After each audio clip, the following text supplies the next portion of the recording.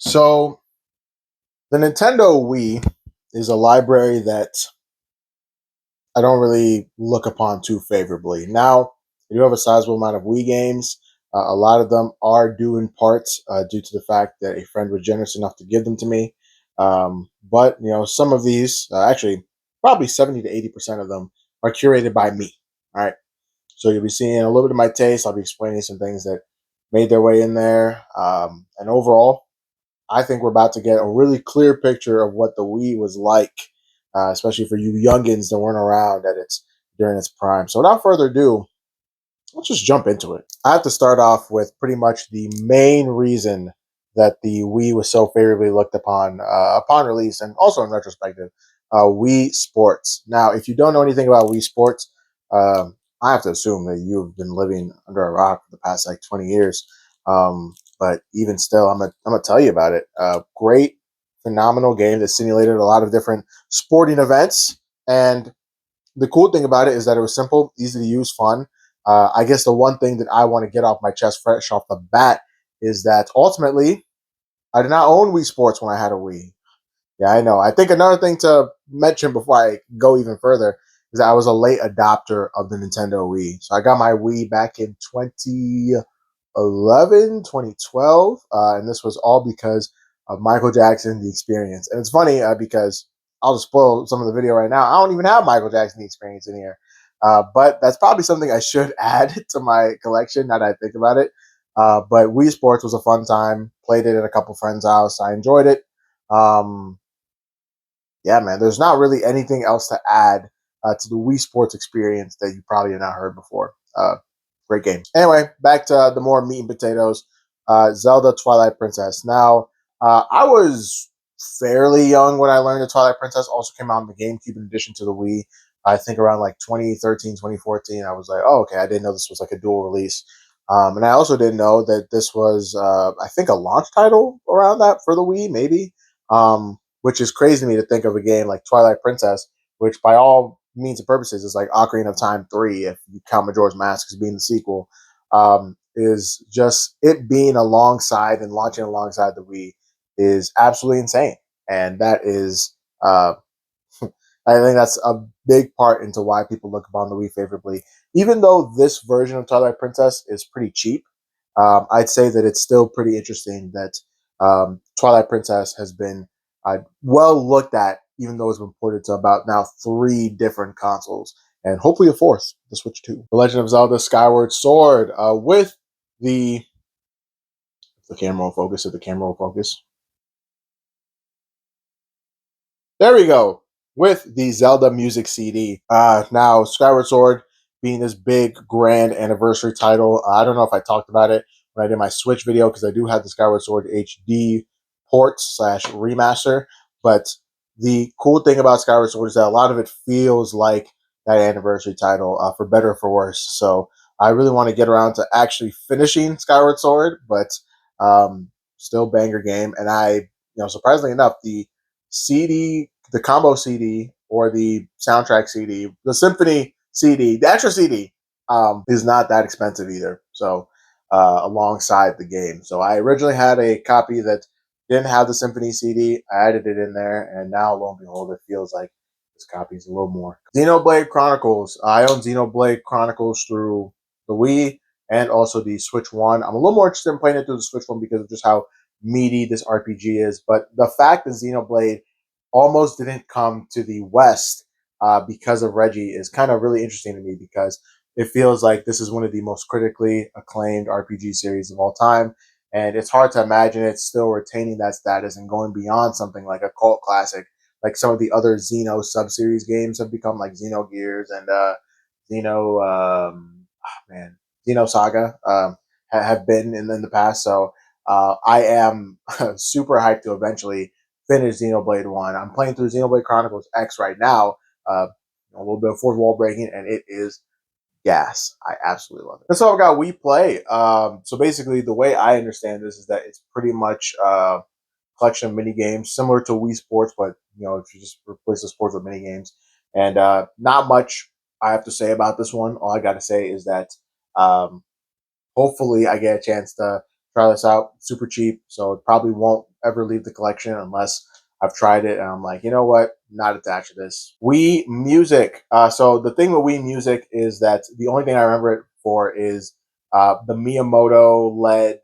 demo where everyone was kind of awkwardly playing those instruments on that E3 stage. So hopefully the game isn't as awkward feeling and as awkward in general as that demo made it out to be, because I think it looks really fun. Wii Fit. Oh boy. So I loved playing Wii Fit as a kid. I don't know what it was. Just kind of stomping all over that balance board. It was a really fun time. And I think that Wii Fit Plus was the version I had, but I only have Wii Fit. Wii Fit's overall just a fun time in general. I don't know of anyone who lost weight, with Wii Fit, but every time I see this game, I also think about Iwata's general commitment to making games this space for everybody and this space where they accomplish more than just you turn your brain off, you mash buttons, you turn it off, and then mom gets upset about the fact that she has to clean up a ton of controllers later. So that's like verbatim what he said in one of his Iwata Asks series. So he wanted the Wii to be a system that moms and parents felt comfortable with just being like, you know what, this exists in our space and this is fine. This is not an eyesore in the home entertainment theater thing we got. And I feel like that's most well epitomized after Wii Sports with Wii Fit. Wario Land, Shake It. Now I have a friend, shout out Sparkle, and he loves Wario. I think he prefers Wario World over Wario Land, Shake It, for instance, because a ton of people have said the gimmick kind of gets a little tiring, but I actually am really excited to eventually try Wario Land Shake It. I didn't think I was ever going to play Wario World, but now that it's on NSO, that will most likely happen. But Wario Land Shake It is something that I will probably touch first, primarily because it's actually on physical hardware. Tony Hawk Shred. This is a game I got from a friend. Don't have much to say about it. I'm not a Tony Hawk person. I know this thing has like a board attachment, but that's all I know about it. Same thing with Tony Hawk Ride. As a person who works at a game store, I see copies of this game all the time. I finally had the board that goes along with it, and needless to say, I'm not too interested in playing this game. This is another gift, but it will exist in the collection for as long as it needs to. Super Smash Brothers Brawl. Now this is kind of crazy because I had two copies of Super Smash Brothers Brawl. Or I had one. I don't know where my second copy is. After I hosted an event, the copy was just gone. But I knew I had it after that event, so it's just really weird. Who knows? Maybe Brawl was like, "All right, bro, done. Don't wanna be a part of this no more." So that is the story behind Brawl at the moment. But Brawl was my first Smash Brothers game. It was my first Smash Brothers game, and I remember being a kid going to Toys R Us before this really long road trip that we had. But we were going to be staying in like I think somewhere in Maryland for a good bit, and we were like, "Oh my gosh, it's like every Mario character, every Nintendo character on this box." I see the Pokemon trainer right there. So as a Pokemon kid, I was like, I got to get this. And the whole time I was like, oh my gosh, wait, you see that? You see that? It's rated T for teen. Oh my gosh, what am I gonna do? And the whole time my parents were like, we don't care, dog. So we got it. And I was introduced to so many different Nintendo characters that I would not have known beforehand. I don't even know when I would have tried a Smash Brothers game if it wasn't for Brawl. And it just, yeah, it was definitely an experience for sure to be introduced to Smash Brothers so late. I feel compared to everybody else, I feel like everyone at least knew Smash Brothers existed through Melee and all that, but as kind of a younger Gen Z, or like I guess younger Gen Z, uh, it's one of those things where I am so blessed to have had Brawl be my first Smash Brothers game because it's pretty gas. I played it recently. It's still pretty gas. Super Paper Mario. Now a lot of people don't look on the Paper Mario games after Thousand Year Door very favorably. I think Super Paper Mario is that one where it still has a little more positive sentiment than negative sentiment. But the cool thing about Super Paper Mario is that I think it has the joke where it's like I love going on message boards and complaining about games I've never played before. So I need to stick to the bit of the video or bit of the game that I'm presenting on and go, oh my goodness, this game sucks. It's not Paper Mario Thousand Year Door. Nintendo sucked the soul out of Paper Mario, and Now it's just this. It's just this. What is this, you ask? Do I have anything else to back up my arguments? No. But I'll tell you what's bad, though. I'm going to pair these two together, Super Mario Galaxy and Super Mario Galaxy 2. So the cool thing about the time I'm recording this video, or the time, space, the events surrounding this video, uh, context of this video's timing is that the Galaxy movie has just recently came out, and a lot of people are saying it's filled with cameos. It feels like AI slop, and I'm like, brother, you went to go watch an Illumination video. What did you expect? Now I enjoyed the first Mario movie, but I knew that, like, okay, like there's a lot to be excused from trying something for the first time, like, you know what I mean? So it's like, oh, okay, like Mario's on the big screen. We're mostly paying attention, like the core tenants, like being like, does this work? Does this work? Can Chris Pratt actually voice Mario? Like, but now that all that stuff has kind of been like passed off, like no one's really amazed at Jack Black's Bowser anymore. You know what I'm saying? Like more, I mean, they're comfortable with it, obviously, but it's in the same way where no one's amazed at Jim Carrey's Eggman, more so because you get used to it. You get used to the greatness. So in some cases, and sometimes you get used to the, oh yeah, this is how the movies operate type thing. So when a lot of people were nitpicking the fact that there's a lot of references, a lot of so and so, like I wasn't really surprised. Now I still want to go see the movie, so I'm going to withhold my judgment from it. I'm just letting you know what the people are saying. All right, if you haven't really been paying attention in that space, okay. Now, what does that have to do with Super Mario Galaxy and my experiences with it? Great question. Super Mario Galaxy 1, I have played almost to the end of it. I'm pretty close. Um, haven't touched it in a minute, right? I'm playing it through the 3D All Stars collection. I wish I was playing it through the Wii, but I got the 3D All Star collection before I started even collecting games. So that is kind of one of those things. Yes, I've been Nintendo FOMO buying for a minute now, trying to break out of my patterns. But I'm excited to at least play Galaxy 2 eventually, and I'm not buying that combo pack or whatever for the Switch because I already have Galaxy 2, so that just does not make any sense to me. So yeah, I'm excited to eventually play Galaxy 2. I've heard people say that that's probably the Galaxy game that they enjoy more. Every single time as a kid, every single time I saw Galaxy 2 as a kid, I'd be like, oh my gosh, this game looks like an absolute blast. I don't know what it was, but like those Galaxy era renders, just like how bright and colorful and like shiny they were, really drew me to the game. And I am just absolutely excited, ecstatic to eventually try Galaxy, the entire Galaxy duology. So I think it's gonna be fun. Sonic Unleashed. Now, this is how I played Sonic Unleashed the first time. I played it through the Wii version, and I was like, "Oh my goodness, this game is peak." I was a huge Sonic fan growing up. I still am a huge Sonic fan, just to a little bit of a lesser extent. And I loved Sonic Unleashed. I loved half of Sonic Unleashed, and again, that's not a very what's the word for it?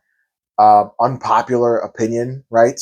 A lot of people just love the daytime stages in Sonic Unleashed, but I think I've eased a little bit up to the Werehog stages in theory, because then I play them and I'm like, I'm not having fun at all. So it's just one of those things where I'm like, dude, I feel like you could have made this like 75% daytime stages, 25% Werehog stages.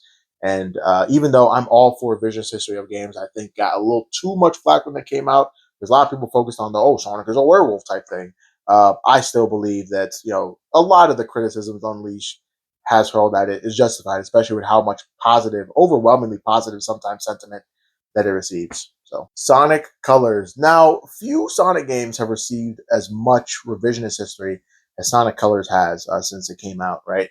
Because at first it was kind of critically acclaimed. A lot of people saw it as this victory for the Sonic franchise. Oh my gosh, Sonic is back. Sonic is not weighed down by his annoying cast of characters. He has a new VA who's kind of a little annoying, but that's mostly due to voice direction. But anyway, everything seems to be going well. And then time passed, and the Sonic Colors Ultimate ports came out, and people were like, oh my gosh, I think Sonic Colors is not that good. And I'm just over here scratching my head like, dude, um, are we bringing anything new up? Is it maybe just taste changing? Because sometimes I feel like taste changing might just be the reason that some of that stuff happens, right? Might be the reason that some people go, you know what? I don't think that game is as good as I remember it being, right? Like I've personally experienced this, especially with some of my favorite games of all time. I remember being, I'm gonna say I almost said younger, but it was like 4 years ago. I remember 4 years ago I was like, Fire Emblem Three Houses feels like it's perfect in every single regard. And then I played Engage, and I was like, wow, this opened my eyes to like how dog the combat in Three Houses is. And then I experienced more stories, and I was like, man, like also kind of opened my eyes to how inconsistent the storytelling is too. But it's one of those things where sometimes your tastes kind of evolve and change, so you may not hold the game in such much high regard. But I still believe Sonic Colors is an amazing Sonic game. I still think that its flaws are not really as heavy enough to weigh it down, and I still feel like the Wisps were an enjoyable concept that unfortunately Sonic Team and Sega overall were very vulnerable to going back to the dark ages of Sonic the Hedgehog. And so they were like, we need to keep spamming this as much as we possibly can because we cannot go back. We can't go back. As Nino Pate said, I can't go back. So Samba de Amigo. Now I've only seen people talk about Samba de Amigo's Dreamcast game, right? And I have the Dreamcast game. I don't really have the attachment that comes with it, but I still think that this feels like almost a perfect game for the Wii. Such you might need probably two Wii remotes to play it. I don't know if you do. Actually, this is a question that can be answered by the box. You do, or like it takes two at least. I don't know. Uh, so yeah, that is something that I do want to try it eventually. I know the games are pretty much like nothing burgers in terms of length, so it wouldn't be too bad. Pokemon Battle Revolution. Oh boy! So what I consider to be Pokemon Stadium 3 was a game that I absolutely wanted to get so bad as a kid. Right? I was like, I need Pokemon Battle Revolution, but the only difference or the thing was is that like they weren't really selling them in stores at the point where my interest peaked, right? And now I was older, I got cheese, so I was like, you know what? Let me get Pokemon Battle Revolution. Let me see what this game is about. And that was probably one of the few games I've ever collected for and hunted for that I tried pretty much the moment I got it. And it's kind of mediocre, to be honest. So I think that it really was popping more so when Wi-Fi battles were a thing. Because I remember watching Shofu. Shout out Shofu, by the way, phenomenal Pokemon YouTuber. I love Shofu so much. In fact, reminiscing through some of the stuff just reminds me of that era of YouTube. But he used to do Wi-Fi battles on Pokemon Battle Revolution. I think it was him, maybe like Hayden, maybe. But I think that's kind of where the meat and potatoes of PBR shines. If you're playing it offline, playing it against CPUs, I don't think you're really going to have that much fun, or that fun of a time compared to something like Stadium. So, which kind of sucks. I would really love a bow simulation game. And it's funny how the moment I started up my sentence, formulating it, realized this is going to be a sentence I'm going to speak out into the camera for the video. I remember Pokemon Champions exists, and I immediately was like, "Wow, this is." It's crazy. So yeah, hopefully Pokemon Champions is like way better than Battle Revolution, even though graphically it looks to be like not that much. No More Heroes. Now a lot of people talk about this game as one of the more better, as one of the better offerings in the Wii's late lifespan, or one of the better action offerings, one of the better not third party crap and slash first party offerings. So I've not played No Life or No Life, No More Heroes. I have No More Heroes and No More Heroes 3, like this really like nice deluxe edition that I showed off in the Xbox Series X video, but I've not played No More Heroes, but I do want to. So, and it's crazy how that's probably like one of the one or two times I've said it this video. So the Wii's got a lot of games I've tried out. So hey, let me feel proud of myself, okay? New Super Mario Brothers Wii. Oh my gosh.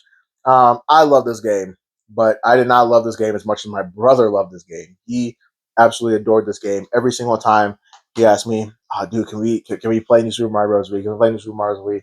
And I think this really influenced how I view long sessions of playing video games. Because unless I really love a game, I'm never going to sit down for a very long time and play a video game.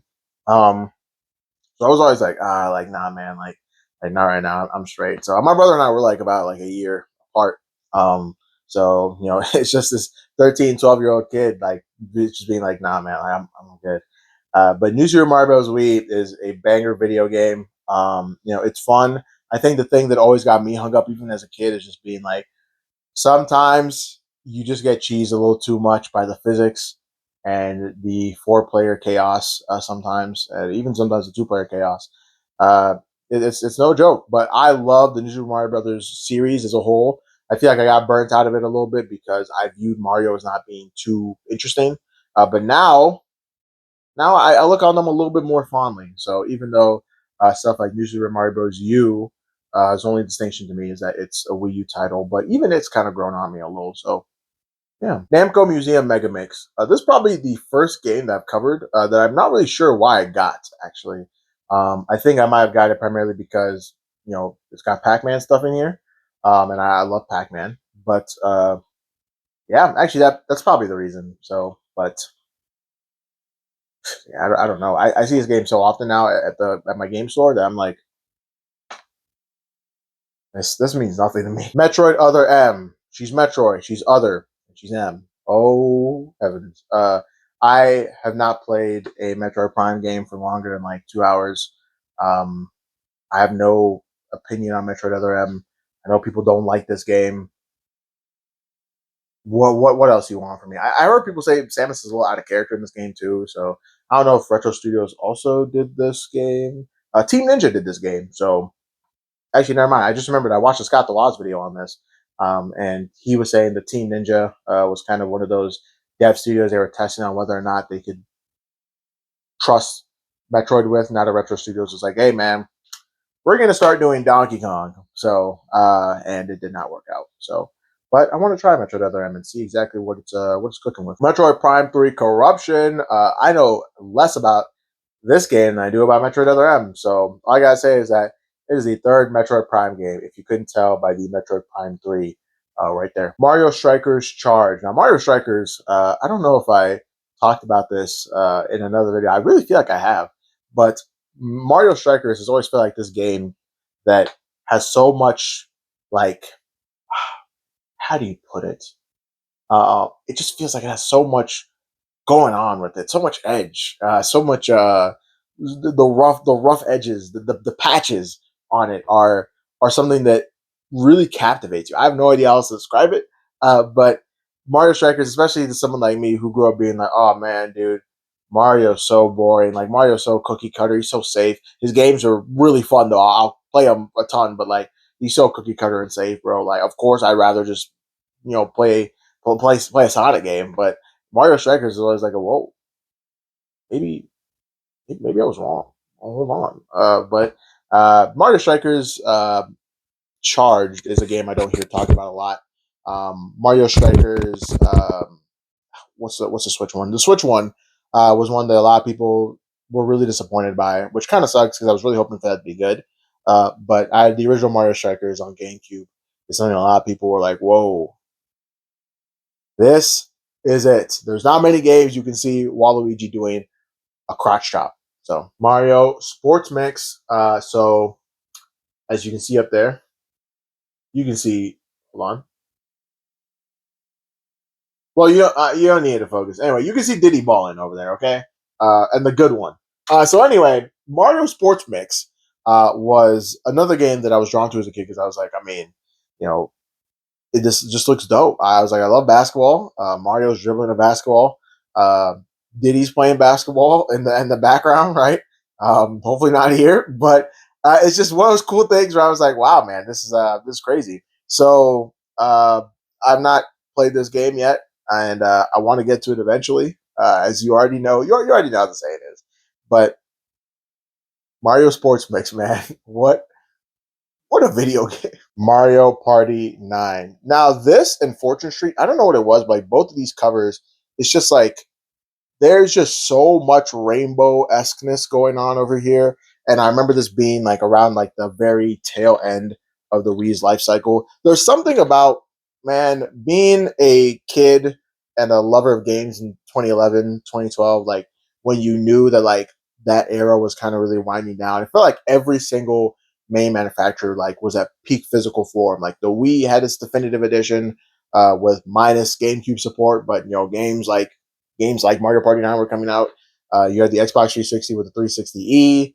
You had the PS3 with the Super Slim, but also just like generally they were like, all right, let's kind of get some of these like first party games out there. I remember Sly Thieves in Time coming out around that time, and I was like, oh my gosh, this is all hidden. But Mario Party 9 very much takes me back to that era. And I've heard people say this is like a really mid Mario Party, which kind of sucks because I was really hoping this would be good because some of these games, like I just don't know how to describe it, but the vibes they gave me, like it's like that, it's like the Ratatouille GIF, man. It's just when you spent as much time in video game aisles as I did as a kid. Um, some of this stuff just gets ingrained in your brain, man. Mario Party 8. I know a lot less about this one than I do about Mario Party 9. I think I've seen more of this game than I have Mario Party 9, but it exists. Mario Kart Wii. Now, this was another game that led to me falling in love with the Mario Kart franchise because it was my first Mario Party. No, I lied. Mario Kart DS was my first Mario Kart game, but this was one of the first games I played on the Wii, and I was like, "Oh my goodness, this game is gas." Now I have a friend, shout out Luke, and he loves Mario Kart. He believes that this is the definitive Mario Kart in terms of everything from physics to card handling to characters. Just everything they did with Mario Kart Wii is just him, right? And I find it very hard to disagree. I like Mario Kart 8, but I come at it from a completely casual standpoint where I played so much Mario Kart 8 that I took it like seriously for a little bit. Not like competitively, I was going to tournaments, but I would hop online and be like, I want to face actual people now in Mario Kart. So that's how you know that you're really taking it like kind of seriously. So Mario Kart Wii is a game that I'm like, you know what? Uh, I have nostalgic memories for this. People say that it is the best in the series in terms of how I would measure up Mario Kart games. I'd still give it to 8, but I like Mario Kart Wii a lot, and I feel like if you have a Wii, you should at least try Mario Kart Wii if you haven't. Super Mario All Stars, the 25th anniversary edition. Yes, that's right. We got one. So it's a limited edition bundle. I got this from I think I got this from Syracuse, I think. But overall, um, it's one that I definitely wanted to pick up because all the more retro Super Mario games, like Super Mario 1, Super Mario 2, I think the Lost Level, are the Lost Levels in here? Actually, hold on. Yes, they are. Super Mario Bros., The Lost Levels, and 3 are all games that's like I don't really care that much to get them physically. I have Super Mario 1 physically and 3. No, just one. I have just one physically. So this is more so the way that I care about experiencing it. So, and it looks really cool, I'd say. Mario and Sonic at the Olympic Games. Oh, man. I've only played the DS version of this game. No, that's a lie. I played the Wii version of Friends. So, and Mario and Sonic at the Olympic Games is it's Mario and Sonic, man. That's all it is. Um, so yeah, it's fun. It's cool. Um, it's really hard to describe this one because this is probably like the first one, like the link up. I guess I'll just say that having Mario and Sonic being like one game, like that was something that like initially at first I was like, whoa, this guy kind of crazy, but now I look at it as like, oh, okay, this is like it's whatever. It's whatever. Madden '07. This was a game that was gifted to me. I have no attachment to this whatsoever. Yeah. The Last Story. Now, people say this game is absolutely gas, right? People say it's amazing, it's incredible. I remember this game coming into the store, and I was like, I felt like I just needed to have this in my collection. So it's also not that long of an RPG, which is really dope. And again, having a Wii RPG be one of its more critically acclaimed games is something you just can't pass up. So, The Last Story, done by Exceed, and nothing else I can say about that actually. So Kirby's Epic Yarn. Oh my gosh. This has to be the hardest game I've ever played in my life. Dude, like you have no idea how it feels to walk forward as a tank. Like dude, what are we doing here? This will test your reflexes, your patience. This will hone you into a real gamer. Something insert joke comparing it to Dark Souls something something. Yeah, this game's painstakingly easy. So painstakingly easy, I didn't really derive enjoyment from it, and I was like, you know what, I'm good, man. I'm good. But yeah, Kirby's Epic Yarn. So if you like Kirby though, like a lot, then go ahead. I like Kirby quite a bit actually, but I just really didn't get to finish this. So Kirby's Dream Collection Special Edition. Talk about some good Kirby, man. You got some bangers in here. Kirby's Dream Land, Kirby's Adventure, Kirby's Dream Land 2, Kirby's Superstar, Kirby's Dream Land 3, Kirby 64, and yeah, that's it. So, banger Kirby games in here. Um, Played I think four of those. So, but I really just got it primarily because I'm a sucker for special editions. I'm a sucker for anything that has some really cool, neat little trinkets attached to it as well. So, I had to get the Kirby's Dream Collection Special Edition. Fortune Street. Now, I talked about Fortune Street a little bit earlier when I brought up Mario Party 9, but just seeing Mario next to the Dragon Quest slime, kind of this original render. Some parts of it, when I look at it now, feel a little lazy, but the Fortune Street popular board game, or I think this thing is a popular board game. I don't know, but like uh, this having being a crossover between Mario and like other Japanese or another Japanese property like Dragon Quest is something that really interests me. I have no idea why it does, but yeah, I was just ah, I always was interested in this game, but for some reason, I just never really passed on as a kid, and then it became expensive as an adult. But then I finally got it when I went to a convention. So, Fortune Street for the Wii, man. Donkey Kong Country Returns. Now, me and Donkey Kong Country Returns has beef. I played DKC one, and I was like, "Whoa, hold on, this is gas." Then I played DKC two, and I was like, "Whoa, hold on, this is better than sex." And then I played DKC three, and I was like, "Hold on, wait a minute, this is okay, but it's still pretty good." And then I was like, "All right, like what else to play next?" And it's funny too because I played DKC Tropical Freeze when I was younger. So DKC Tropical Freeze was my first DKC game actually. But I remember being like, "Oh yeah, this is pretty good." And now I replayed it as an adult on the Switch, and I was like, "Oh my gosh, this is a banger." And then I was like, "You know what? It's time to play DKC Returns, man. The DKC game that made Tropical Freeze even possible." And then I was like, "I don't like it." And you know why I didn't like it? Because I got filtered. Yes, you're hearing it from me first. I got filtered. And that's why I didn't like this game, okay? I'm just gonna keep it a beam with you, all right? And I played Returns 3D, so that's the version I played actually. And I didn't like it. I didn't like it. What you want me to deride? I don't like it, right? And hopefully I'm able to appreciate DKC Returns one day, but I don't think that day is going to be anytime soon, man. Maybe when the next DKC Returns game or next DKC game comes out, maybe. But it's funny how I've had to see this game here on the 3DS and on the Switch, and it's funny too because the Switch copy we have has just been sitting in the store for a minute, and it's like new, wrapped up, ready to go.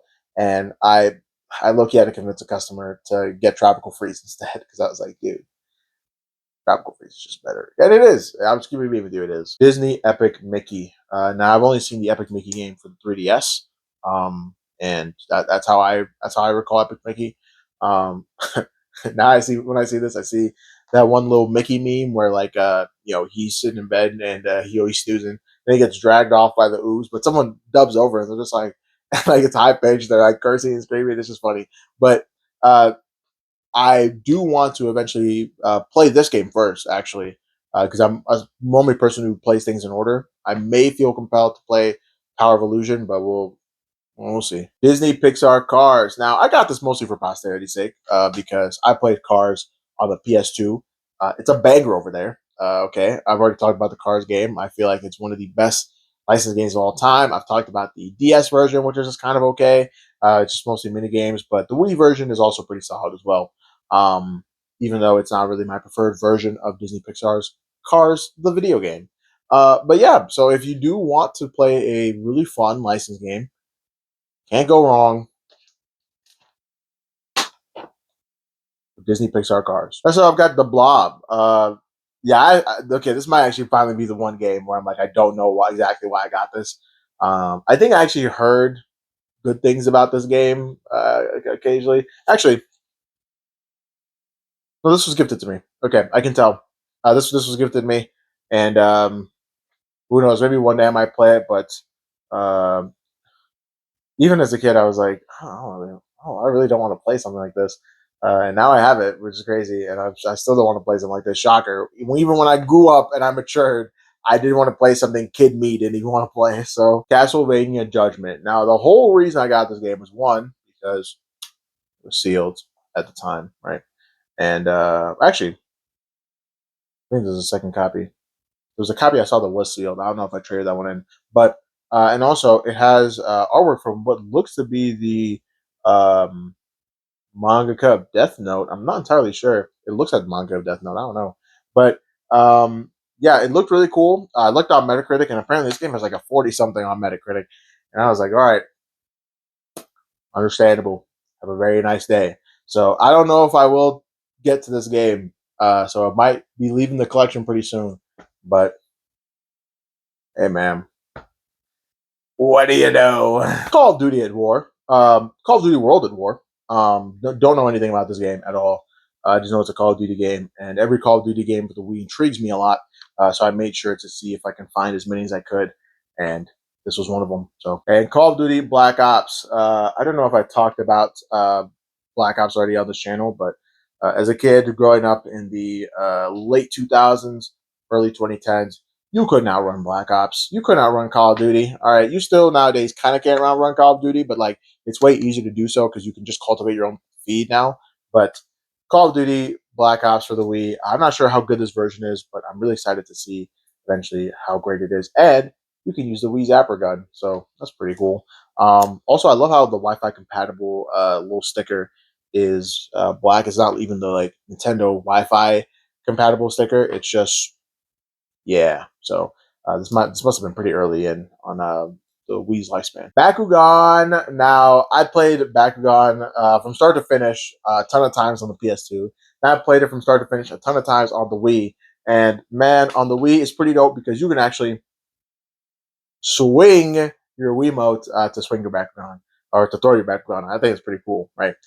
So yeah, I'm honestly, if I'd have to say like which version I prefer, I kind of prefer the Wii version because it's a little cleaner than the PS2 version. You can kind of tell, or at least I could kind of tell in my most recent playthrough, which was like maybe like at the beginning of this year slash at the end of last year, that it kind of struggles a little bit, on the PS2. But the Wii version of Battleground Battle Brawlers is not bad, man. It's honestly it might be the definitive version. So uh, the PS3 version is one that I really want to try out too. But I don't know when I'm really going to be in the mood to replay Battleground Battle Brawlers again. And finally, I got Animal Crossing City Folk. Now, a lot of people talk about this game. It has like the little like sensor bar. You can kind of see it like right there as an add-on. But um, I like Animal Crossing. I think Animal Crossing is a cool concept. I'm starting to get a little hip to Tomodachi Life. Yeah, that's right. Unc got some moves, right? I'm starting to get a little hip to Tomodachi Life, and Animal Crossing City Folk is one of the Animal Crossing games I really want to try out. Aside from the GameCube release, but the GameCube release is more expensive, so I'm gonna have to sell with City Folk for a minute. But it is an entry in the AC series I 1,000% want to try. And that does it. That is the entire Wii catalog. Next week, we'll be going over the GameCube catalog. So I'm excited to go over that because the GameCube is not a platform that I spend a lot of time on. But I will give these closing remarks on the Wii. It is a system that's honestly shaped a lot of the habits I have as a gamer, the games I get excited for, the games I really wanted to try out, the games that I would anticipate and watch very closely. It was a very formative time for me as a gamer, right? And it was the lead up to me getting a Wii U, as I mentioned last video, which really transformed me into a full-on gamer. I kept up with news, cared about specs, cared about all that, right, at a very young age. So, and I always like to see that, especially now that I work in a game store, from younger kids who care about the specs of not just current consoles, but also like consoles in the past and care about gaming history, because it's a whole rabbit hole you can go into. And then you end up like me. So, but without further ado, thank you guys so much for tuning in, and I will see y'all next time.